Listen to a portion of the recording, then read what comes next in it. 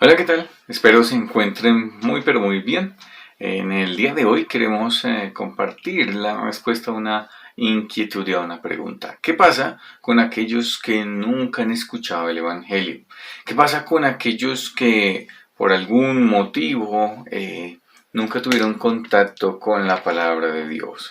¿Cómo se presentarían esas personas delante de Dios? ¿Cómo se presentaría también aquella persona que decide ser apática a la Biblia, ser apática al conocimiento de Dios? ¿Cómo se presentaría delante del trono de Dios? El apóstol Pablo escribe una carta a los romanos, a los creyentes en este lugar, y es como una defensa también de la fe, es su carta doctrinal diciendo, mira, esto es lo que yo creo. De manera que él nos presenta varios argumentos para afirmar que el hombre no tiene ninguna excusa delante de Dios para decir yo no sabía, para decir oh no, yo no conocía eso, oh no, yo decidí simplemente no creer. De manera que, ¿cuáles serían esos argumentos que presenta el apóstol Pablo? En el capítulo 1 de esta carta de Romanos, en el versículo 18 en adelante, tenemos varios de esos argumentos que usa el apóstol Pablo. El primero de ellos dice así: porque la ira de Dios se revela desde el cielo contra toda impiedad e injusticia de los hombres que detienen con injusticia la verdad, porque lo que de Dios se conoce les es manifiesto, pues Dios se lo manifestó. Dios es un Dios que se da a conocer. Dios es un Dios que se comunica. De manera que, ¿cómo se comunicó Dios? ¿Cómo se manifestó Dios? Versículo 20 de Romanos capítulo 1 dice, porque las cosas invisibles de Él, su eterno poder y deidad, se hacen claramente visibles desde la creación del mundo, siendo entendidas por medio de las cosas hechas, de modo que no tienen excusa. Presenta el apóstol Pablo que el ser humano no tiene excusa. Y no tiene excusa porque hay una cosa que es innegable y que es algo que todo ser humano no puede decir, yo no sabía, y es la creación. La creación da cuenta de la existencia de Dios. La creación nos muestra y nos lleva a alguien pensó, alguien diseñó. Yo puedo tener audífonos, puedo tener una moneda, puedo tener unos anteojos y saber que cada una de estas cosas alguien las pensó, alguien las diseñó y tienen un propósito. En cada una de las cosas que tenemos a nuestro alrededor vemos diseño, vemos que hay una mente detrás y vemos que tiene un sentido su existencia en vinculación a quién lo hizo y al por qué lo hizo. Ahora la Biblia nos presenta y nos dice que la creación da cuenta y nos muestra su poder y su deidad. De manera que Dios existe. ¿Por qué? Porque la creación da cuenta de ello. La Biblia dice en uno de los salmos que los cielos cuentan la gloria de Dios y el firmamento anuncia la obra de sus manos. De manera que nosotros contemplamos los cielos y la magnitud y la grandeza de los mismos y decimos, alguien creó esto. Una persona decía que cada día es totalmente diferente. Cada atardecer Dios se encarga de pintar las nubes de una manera diferente. En los cielos cuentan la gloria de Dios, pero vas a lo más pequeño y vas a encontrar diseño en los átomos, vas a encontrar diseño en las flores, vamos a encontrar diseño en los animales, en todo lo creado, toda la creación de Dios, vamos a encontrar que está su marca distintiva, Dios diciendo, aquí estoy yo creé el universo, yo tengo el poder para hacerlo, yo soy Dios. Pero entendemos también que simplemente con el objeto creado no se conoce el carácter, la personalidad o la misma esencia de quién lo hizo. Si yo tengo unos audífonos aquí, no puedo saber muchas cosas de quién lo hizo. No puedo conocer sus cualidades. No puedo conocer si es una persona extrovertida, alegre, tal vez temperamental. No, conozco algunas cosas por el objeto creado. De manera que la creación nos da cuenta de que Dios existe, de que Dios es poderoso, de que Dios es el causante de todo. Pero también tenemos otras cosas que nos menciona el versículo. Versículo 21, Romanos capítulo 1, versículo 21. Segundo argumento que presenta el apóstol Pablo.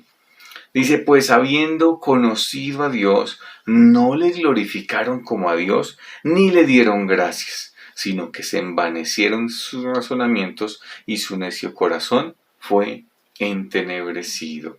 De manera que, ¿sabes? El segundo argumento que presenta el apóstol Pablo para decir que todo ser humano no tiene excusa delante de Dios y son los antepasados. Los antepasados dan cuenta y dan fe de que Dios verdaderamente existe.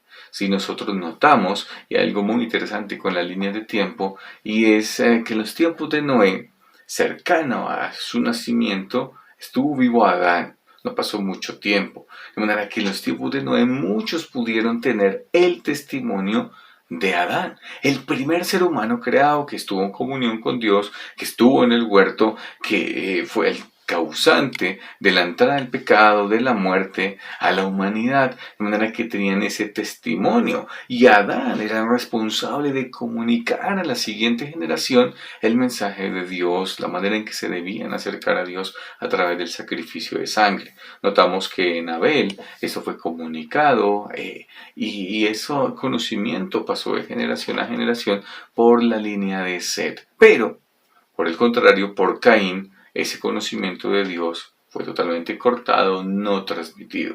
De manera que nuestros antepasados conocieron a Dios, pero no comunicaron ni transmitieron ese mensaje, lo cual entra a ser una decadencia de generación tras generación y naciones por completo se van extraviando del conocimiento de Dios. Pero en un cierto momento todos llegaron al conocimiento de Dios, nada más también pensar en el diluvio.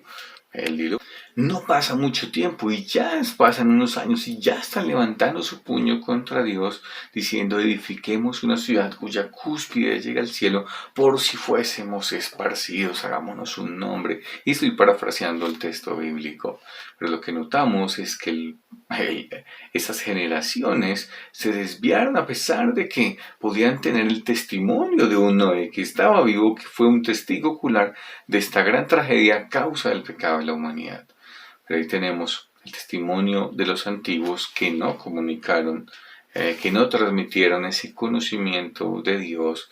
Dice que se envanecieron en sus razonamientos, que no le dieron gracias a Dios, no le reconocieron como Dios. Y antes sigue diciendo el texto bíblico en los siguientes versículos que tú puedes leer en casa, diciendo que se desviaron a hacer ídolos, a adorar al objeto creado antes que al Creador. Y el tercer argumento que presenta el apóstol Pablo para decir que el hombre no tiene excusa delante de Dios, lo encontramos en Romanos capítulo 2, versículo 14 en adelante. Dice, porque cuando los gentiles que no tienen ley hacen por naturaleza lo que es de la ley, estos, aunque no tengan ley, son ley para sí mismos, mostrando la obra de la ley escrita en sus corazones, dando testimonio su conciencia y acusándoles o defendiéndoles sus razonamientos. De manera que lo que tenemos aquí es que el apóstol Pablo está comparando, bueno, y entonces, que los judíos somos mejores que los demás por ser judíos, por ser escogidos por Dios. Piensas como judío que eres superior a los que no temen a Dios, a los que no tienen ese conocimiento de Dios, que la Biblia aquí habla de gentiles. Pero el apóstol Pablo termina diciendo, mira, hay una cosa más, hay un argumento más. ¿Y sabes cuál es? Es que los gentiles, así una persona no conozca a Dios, tiene la ley en su corazón y le acusa su conciencia. De manera que tenemos a un gentil que sabe, a una persona que no tiene temor de Dios, que tomar las cosas de otra persona está mal. Puedes ser ateo, puedes decir, ay, sí, yo soy un agnóstico, no sé la ciencia cierta si Dios existe o no. Otros negarán su existencia, pero sabrán que tomar el celular de tu vecino está mal. Sabrán que tomar un cuchillo en su mano y asesinar a otra persona está mal. ¿Por qué? Porque Dios ha dejado la ley escrita en el corazón del hombre. De manera que lo que tenemos aquí es que dice el versículo 15, mostrando la obra de la ley escrita en sus corazones, dando testimonio su conciencia y acusándoles o defendiéndoles sus razonamientos. Entonces tenemos la obra de la ley escrita en sus corazones. En cada corazón tenemos la obra de la ley, pero también eso nos acusa o nos defiende. De manera que tenemos una conciencia de saber, esto que estoy haciendo está mal. La sociedad no es la que define lo que está mal. No es un grupo de personas, no es de pronto una constitución política, es Dios. Es Dios quien define esa ley moral. Él es el dador de la ley, Él es quien define lo bueno, Él es quien define el estándar. De manera que todo ser humano tendría estos tres argumentos en su contra para decirle delante de Dios cuando se presente, yo no sabía, no puedes decir eso. ¿Por qué? Porque eres inexcusable, e inexcusable como ser humano. De manera que tenemos la creación, tenemos el testimonio de los antiguos, pero también tenemos la conciencia, que son argumentos en contra para decir, todo esto me llevaba a Dios, pero decidí dejarlo a un lado. ¿Cómo te presentarías tú delante de Dios hoy día? Pero también para los creyentes que escuchan este video, pensar en, ¿vemos a Dios en medio de la creación? ¿Estamos transmitiendo y comunicando ese mensaje de Dios, el conocimiento de Él a la siguiente generación? Pero también, ¿qué tal nuestra conciencia? ¿Cómo estamos formando la conciencia de nuestros hijos? ¿Cómo está nuestra conciencia? ¿Puede estar cauterizada con el pecado, diciendo esto no está tan mal? ¿O simplemente acallándola y aplacándola, argumentando, esto es liviano, esto no es tan pecaminoso? Y definitivamente, ¿qué crees que piensa Dios de eso que estamos haciendo? Para pensar y para meditar aquí en este día. Mis amados hermanos, muchas gracias por atender hasta el final de este video. Que el Señor les continúe bendiciendo, una buena semana del Señor y chao, chao.